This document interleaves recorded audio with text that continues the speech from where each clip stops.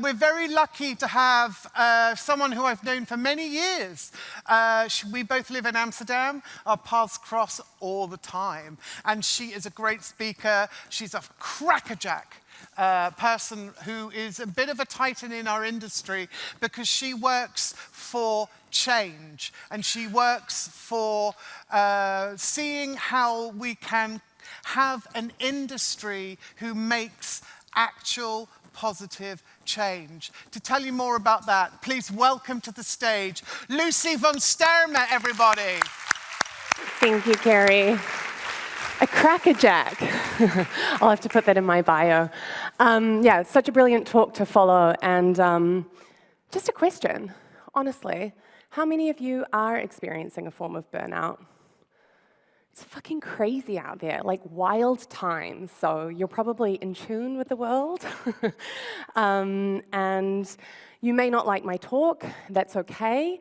You're welcome to talk to me about it. If you like it, it's also great. I'm really curious to see how this lands because I have transitioned in my career from somebody working in this industry to an activist. So let's see. So I want to talk to you today about creativity as a force for climate action, and I'm going to present a little bit about what Creatives for Climate does. Creatives for Climate is a global network on a mission to drive action and awareness of our climate and ecological emergency. We're an ecosystem of brains that has the power to change the world. We're looking for more creative and beautiful minds, willing to learn, imagine a better future, and act on the climate crisis. We're a living network of interconnected and communicating roots, working in symbiosis. And we want our numbers to mushroom. More brains always make things better. So whether you're a scientist, designer, activist, performer, developer, farmer, strategist, filmmaker, brand specialist, writer, investor, engineer, policy advisor, or simply a passionate human, we want you to join us. Because creative thinking is going to save the planet we call home. So today I'm going to talk to you about 3 lessons on creativity as a force for climate action. Number 1, saying yes is actually saying no is actually saying yes. Greenwashing prevails, and creativity is actually climate critical. So that's the good news. Saying no is saying yes is something that I had to learn in my career, and I'm going to talk you a little bit through that. So what is the lifeblood of the creative industry? Talent. Creatives, of course. We're really powerful. And the number of creatives wanting to take action at work on climate is actually soaring. So a recent Kite Insights report reveals that 83% want to take action. And a growing number recognize the responsibility of this craft, that creativity is being used to greenwash and legitimize the growth of high-carbon clients. Uncomfortable message, I know. And that many people have a desire to apply this skill set to scaling solutions. Why wouldn't you? Sounds great, right? So this is my story. I'm going to share it with you, and I know it's that of many others too. Not this specific part. I specifically was born in 1987. And like many my age, I grew up with an uncomfortable awareness of our dominant economic model and that it was polluting our planet. I used to think that being a millennial was a cool competitive advantage. Now we're old. Gen Z have a lot more to say. But many of us grew up questioning the world that we were inheriting. And as I entered the workforce, I faced a disconnect between my values and my career, and I know I'm not alone. I was using my powers to persuade, influence, and manipulate audiences with my message. And the better I did my job, the more pollution I promoted. So I wanted to use my creativity for good, but I didn't know where to start. I felt overwhelmed. I felt like I was being presented with thousands of options. None of them felt meaningful. I didn't know how to take action in community and to really be powerful as a collective. Does anyone else feel this way? It's okay. You are the solution. Are you perhaps, 1, feeling like you don't want to have this conversation? You can raise your hand. Number 2, are you feeling like you are, GIF, please load for me, overwhelmed? Number 3, are you curious? You want to learn more? Or number 4, are you actually on a good trajectory and you're just looking to scale? Raise of hands, 1, 2, 3, 4. Sorry, my screen's going crazy. So when I realized where I could begin this journey, I felt great relief. And it's actually really bloody simple. Fossil fuel clients. That's where my journey started. Here's the thing. I was born in 1987. In 1982, Exxon scientists noted the correlation between fossil fuel extraction and temperature rise. Scientists at Exxon actually predicted that by 2019, the Earth would rise in temperature by almost 1 degree, and it has. Nuts.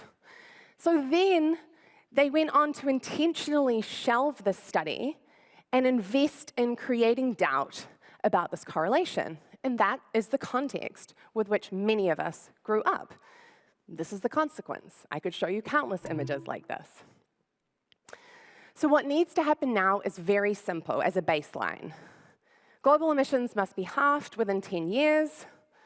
And in order for that to happen, we just must stop representing oil and gas clients. I'm not talking about other clients. That gives you a big place to play. I'm talking about the worst of the worst in terms of polluters. Saying no is actually really powerful because it's saying yes to something else. It's creating space and opportunity to find new career paths, to find new clients, to develop new services, to actually engage with this new economy that is booming. And saying yes is also your entry point into the Creators for Climate Collective. Unfortunately, greenwashing prevails. Don't worry, I've been guilty of greenwashing too. I have worked in this industry, and it actually can be really difficult to navigate because you're waiting for that dream green brief to land on your desk, and it's difficult to tell, is this climate action? Is this muddying the waters? So the number of creatives wanting to apply their skills to climate action is rising, but the industry is not prepared. The number of adverts in the UK banned for greenwashing tripled, while the European Commission found 53% or over of environmental claims were vague, misleading, or unfounded.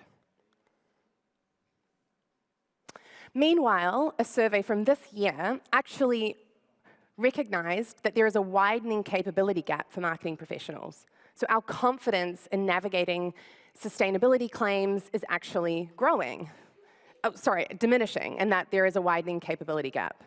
So this is a problem that just needs to be solved.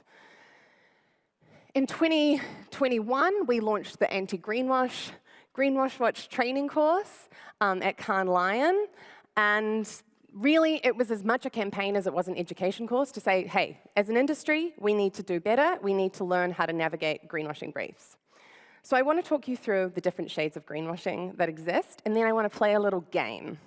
Because this movement has to be fun, otherwise no one's going to want to join it, right? Okay, so the first one I want you to learn is green crowding. Relying on safety in numbers and the fact that the crowd will move at the speed of the slowest. So this is a greenwashing tactic. Number 2, green lighting. Spotlighting something green to draw attention away from unsustainable practices, operations, or products. Green labeling. Marketing something as sustainable, but upon closer examination, revealing that this claim is in fact misleading. Number 4, green shifting, so implying that the consumer is at fault and shifting the blame onto them. Green hushing, underreporting or hiding sustainability credentials to evade scrutiny from investors. And lastly, green rinsing, so regularly changing environmental, social, and governance targets before they are met. Okay, are you ready? Is it greenwashing, and if so, what shade? Let's take a look at this game. Okay, so it's by Shell. It says Bristol is ready for cleaner energy. In Bristol, 30% of new cars plug in. Shell aims to have 100,000 public charge points nationwide by 2030. Hand up, I saw one. Or someone was itching. Let's walk through this. Green lighting. Spotlighting something green to draw attention away from unsustainable practices, operations, or products. And in fact, actually, the Advertising Standards Authority ruled this ad as misleading because they omitted significant information about the overall impact of Shell's business activities, which include substantial, ongoing, and expanding fossil fuel production. What about this one? Recycle me. Yes, well done, 100 points for you. Green shifting, implying that the consumer is at fault and shifting the blame onto them. So unfortunately, this game can be played in a lot of different places, almost anywhere and everywhere. And to help you combat greenwashing, we've developed the free Creative Commons licensed greenwash swatch. So you can download this on our website, print it out, give it to your friends, and pick your favorite shade of greenwashing and start a conversation with others. There's the Anti-Greenwash Guide for agency leaders, incredibly comprehensive, gives you a full overview of all of the latest regulation, and of course the Anti-Greenwash Greenwash Watch training that we developed. You have tools now. All right, let's watch a little activation that we did in Cannes Lion to see where the conversation's really at the forefront of this industry.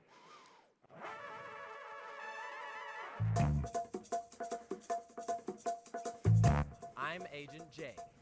Well, Joshua Kappa, and I'm with Creatives for Climate at Cannes Lions.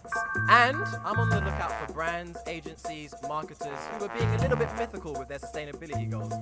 Yes, that's right, I am on the greenwash.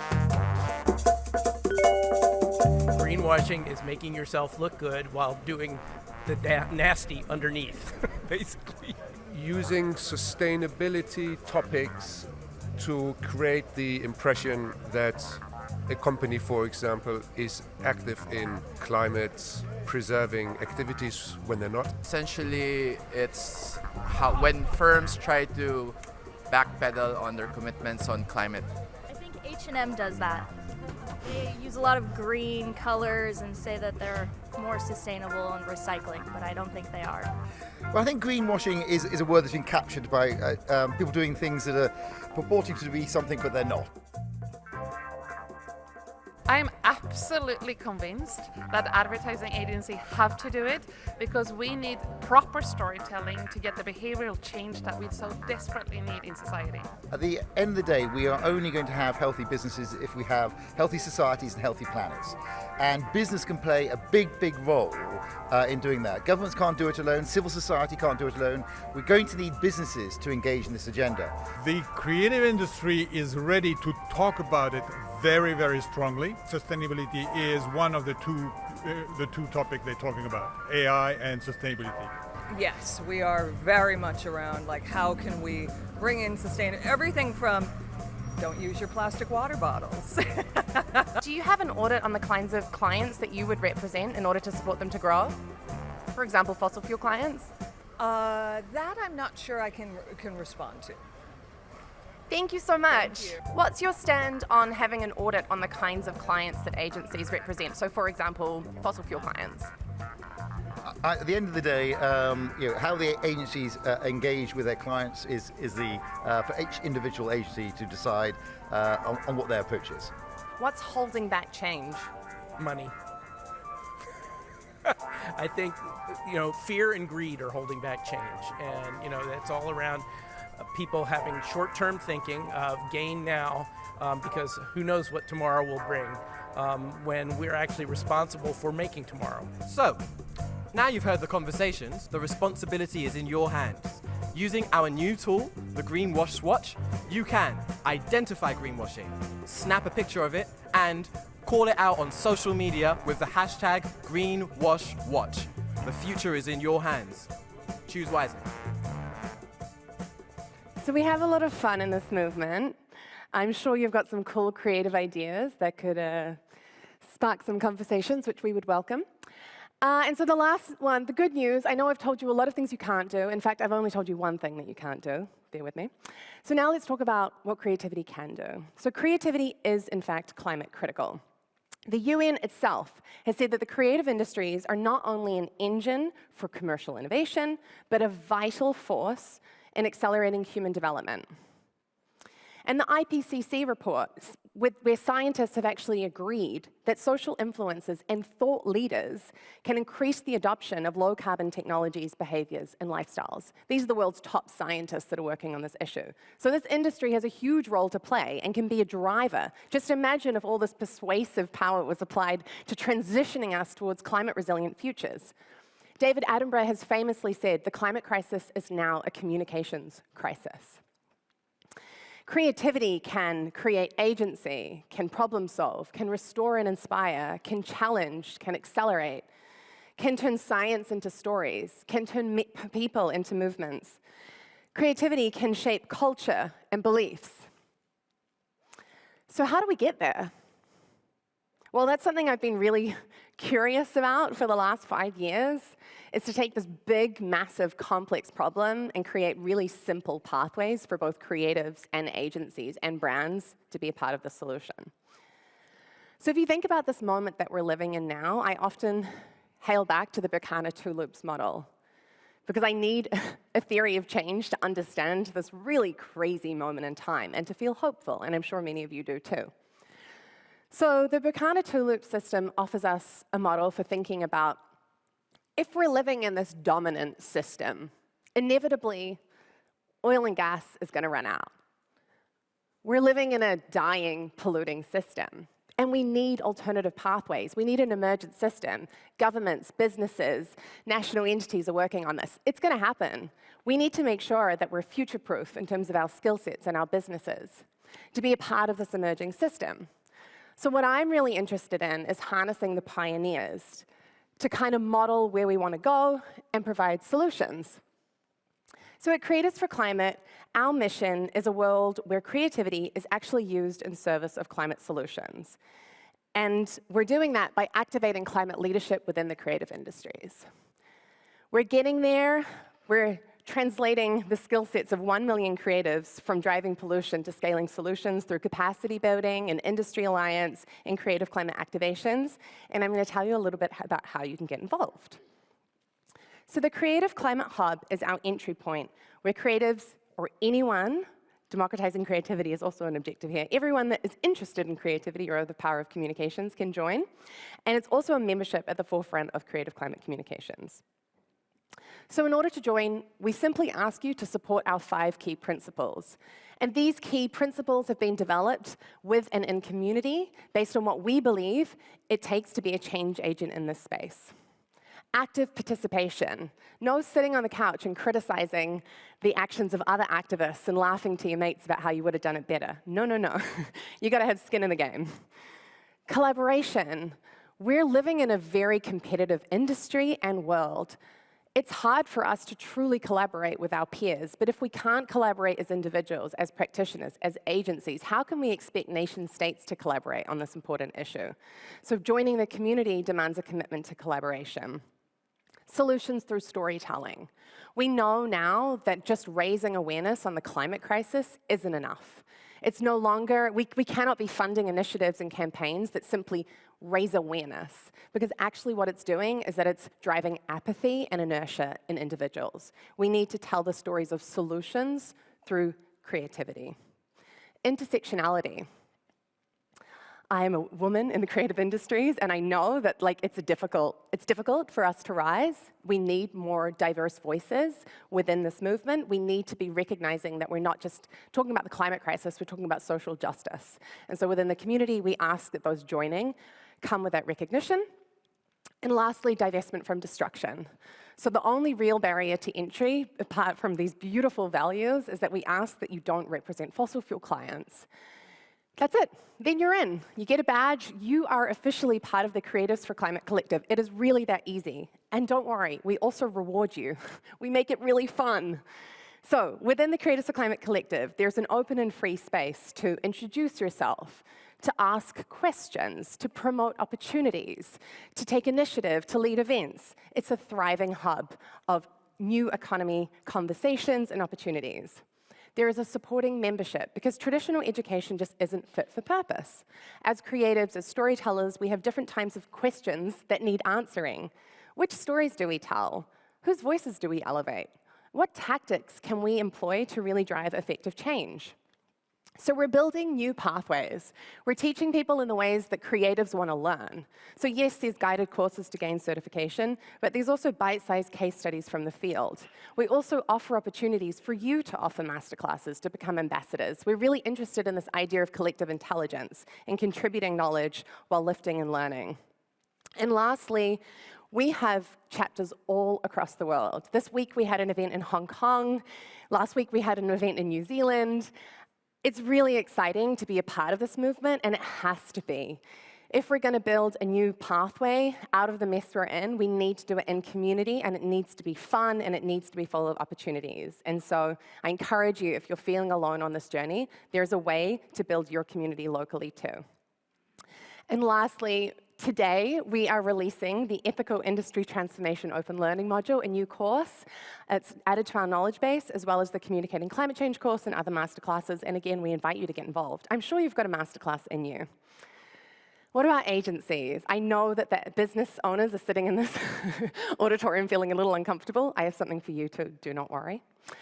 So we're building an alliance of agencies that are adopting these tools and pioneering new frameworks and solutions. And don't worry, we're also thinking of ways to reward you with nice matchmaking with mission-aligned clients. But first of all, what is the Ethical Agency Alliance? So it's been recognized as a pathway to help agencies become change agents. And joining is pretty simple. It demands a commitment, of course, to divest from fossil fuels and other mindset and behavioral change, a commitment to upskill a portion of your staff in anti-greenwashing, and then to participate in our collaboration forum. And as a pioneering group of frontrunners, we are developing new tools, new frameworks, we're supporting each other. And our theory of change looks something like this. The IPA Agents of Change report identified there are 3 different types of agencies. There are passive agencies, those that are pursuing business as usual. There are participants, those that are pursuing incremental change. And there are pioneers, those that are pursuing transformation.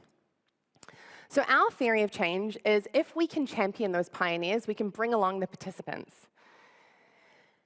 And so lastly, what do people need to make this transition possible? Opportunities.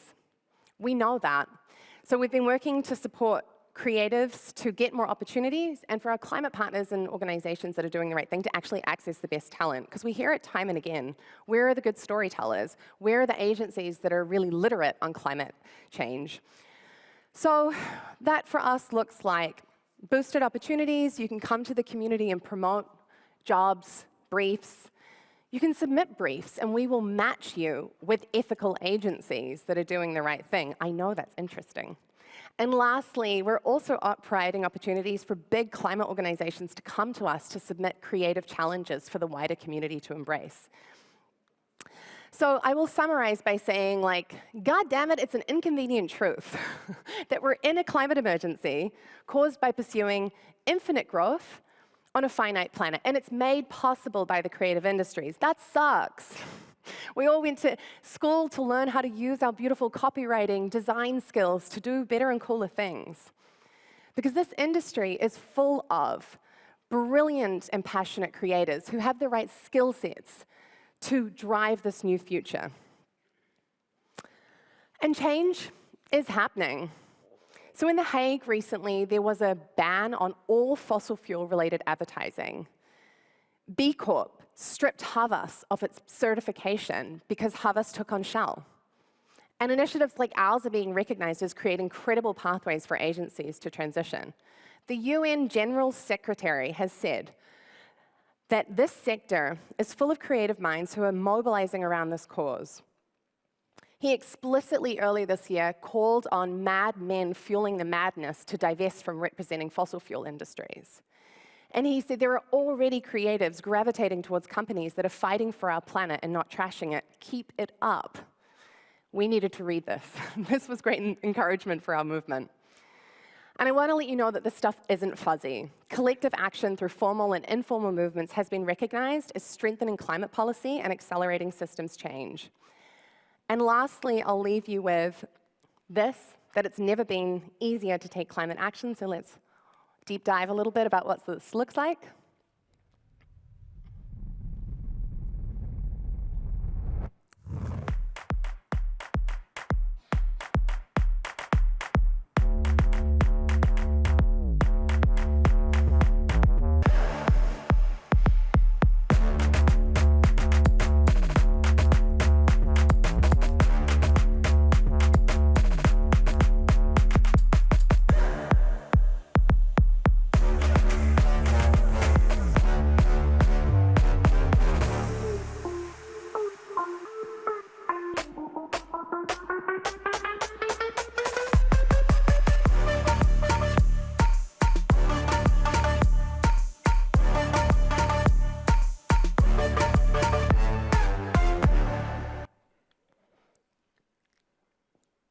So, what if we could bring... Finished? Last question. What if we could bring the world's greatest minds together to solve the greatest challenges? Not to sell more cars, flights, fashion, or food, but to answer the most important brief of our lives. How might we, I'm going to leave you with this, make circularity and regeneration the most aspirational way of living? How might we push for systemic change rather than green capitalism and tweaks to business as usual? How might we promote an economy where environmental protection and social labor is valued and rewarded? I hope this is something inspiring to hold on to. How might we remove barriers to both inclusion and collaboration to solve the most important issues of our time? So you're invited to join us if you want. You know the 5 key principles. We've got a free creative toolkit you can download if you're just curious. If you don't want to join, but you want to extract knowledge, it's also cool. We've got an anti-greenwash guide. It's free and on our website. And lastly, I'll just invite you to find your role, whether it's with us or other initiatives or on your own, to be a part of this change that's happening, whether we like it or not. Thank you.